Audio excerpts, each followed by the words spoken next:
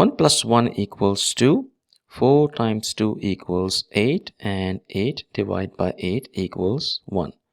But this answer is not right, because according to the order of operations, we must solve parentheses, then exponents, then multiplication and division, and finally addition and subtraction. Remember, if in any expression you have both multiplication and division present, you must work from left to right, and same applies to addition and subtraction. Now let's rewind and solve this problem the right way.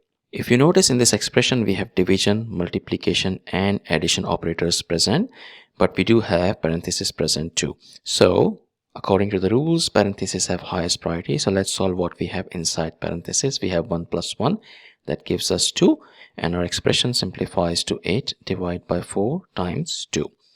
Now we have two operators present in this expression, division and multiplication, and they both have same level of priority, but we have to work from left to right. So we must solve this division first because that's on the left side. 8 divided by 4, that gives us 2, and finally 2 times 2, that gives us 4, which is the correct and final answer to this problem. Thank you for watching. Please like the video, comment your answers, and subscribe to our channel.